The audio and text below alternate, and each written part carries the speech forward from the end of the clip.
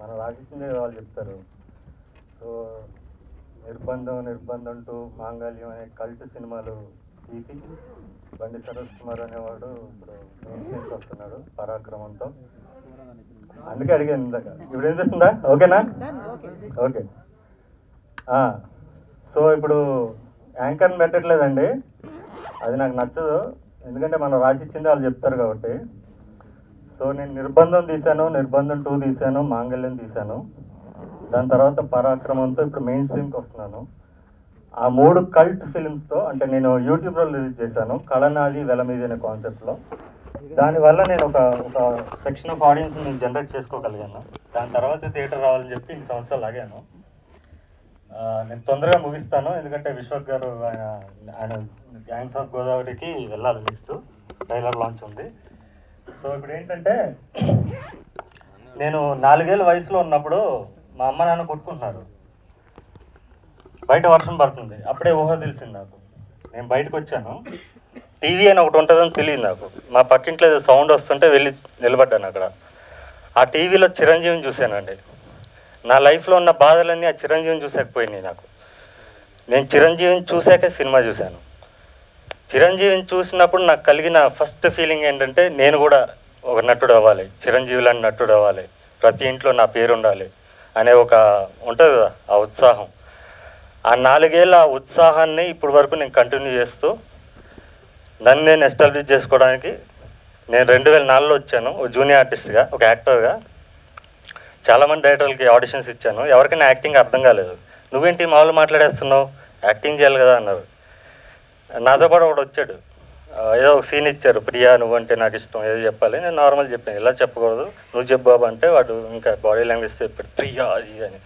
ఇలా చేయాలమ్మా యాక్టింగ్ అన్నారు.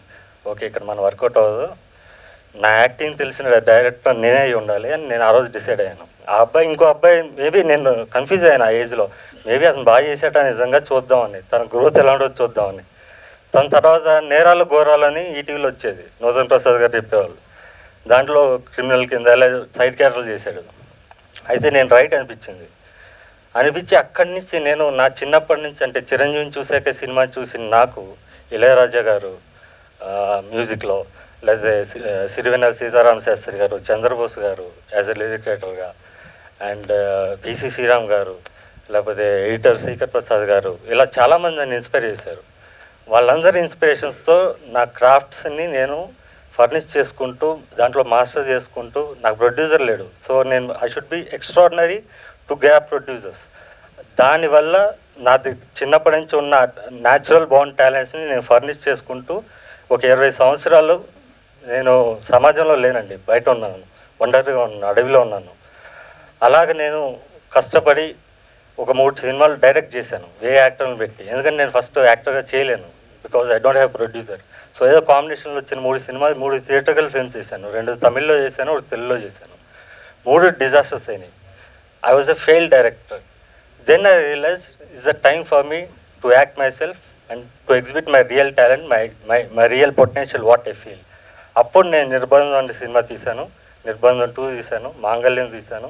ఈ 3 నాకు జనాలు ఇచ్చిన సపోర్ట్, కళనాది వెలమీది కాన్సెప్ట్లో వాళ్ళు చెప్పాడు ఫాడికే ఇచ్చారు. వాళ్ళు చాలామంది మహిళా అభిమానులు ఉన్నారు నాకు, అంటే గృహిణులు, సాఫ్ట్వేర్ నుంచి వచ్చిన వాళ్ళు, లేకపోతే అన్ని సెక్షన్స్ ఆఫ్ పీపుల్ ఉన్నారు. వాళ్ళందరూ ఒకటే కోరుకున్నారు, మిమ్మల్ని మెయిన్ స్ట్రీమ్లో చూడాలి, మేము మా ఇంటి పక్కన వాళ్ళకి, మా ఇంటి పదికి మీ సినిమాని మేము చూపించుకోగలగాలి అని. సో ఆ సంకల్పంతో, వాళ్ళు ఇచ్చిన బలంతో ఈరోజు నేను పరాక్రమం సినిమా తీశానండి. అండ్ నేను ఇండస్ట్రీలో ఎక్కువ తిరగను, నేను I'm not a social person.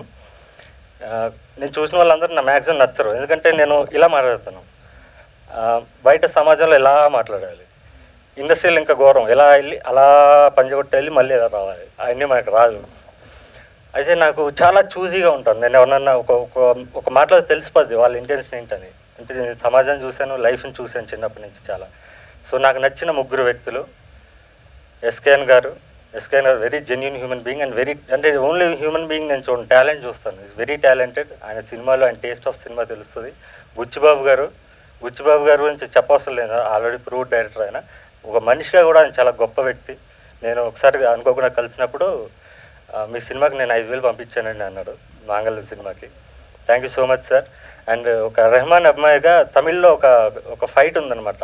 చాలామంది ఈ కల్చరల్ ఫిల్మ్స్ తీసే డైరెక్టర్స్ బాలా కానీ మిస్కిన్ కానీ వీళ్ళందరూ కంప్లైంట్ చేసేవాళ్ళు, రెహమాన్ లాంటి సంగీత దర్శకుడు మా సినిమాలు చేయట్లేదు, అన్నీ ఇలాంటి సోఫిస్టికేటెడ్ ఫిల్మ్సే చేస్తున్నాడు అని చెప్పి కంప్లైంట్ చేసేవాళ్ళు. నేను ఒక రెహమాన్ అబ్బాయిగా అలాంటి సినిమా ఎప్పుడు చేస్తారని నేను ఎదురు చూశాను. అండ్ ఆయన నెక్స్ట్ సినిమాలో రెహమాన్ అనగానే నాకు పడిపోయింది, పిక్చర్ పడిపోయింది. Thank you so much sir. And ఫైనల్గా విశ్వ గురించి చెప్పాలి. నేను ఇలా మారుతున్నాను కదా, తను కూడా ఇలా మారుతాడు. అక్కడ మేము ఇద్దరం కనెక్ట్ అయ్యాం. And very genuine human being. Plus ఎవరితో కంపేర్ చేయడం, నువ్వు యాక్టర్లా ఉంటావు, ఈ యాక్టర్ అలా చెప్పడం. అండ్ ఎందుకంటే చాలామంది యాక్టర్ని చూస్తుంటాం, నువ్వు ఏదో సైడ్ క్యారెక్టర్ యాక్టర్లతో కంపేర్ చేసేసి వీళ్ళు తగ్గిద్దామని ట్రై చేస్తారు. తను మాత్రం ఎప్పుడు అంటే నేనేం కాకముందు నుంచే తను ఎంకరేజ్ చేస్తూ వచ్చాడు. 4 years అనుకుంటా మా ఇద్దరిది అంటే కాన్వర్జేషన్ ఎప్పుడో ఒకసారి మాట్లాడటం. And thank you so much Vishwak. నీకు తెలియకుండానే చాలా చాలా పెద్ద యజ్ఞం చేసావు అనుకుంటున్నాను. ఎందుకంటే you will be in books after this. ఎందుకంటే చాలా ఇంపార్టెంట్ టైం నాకు. ఈ టైంలో నా కోసం వచ్చి నిలబడినందుకు విశ్వక్కి స్పెషల్ థ్యాంక్స్.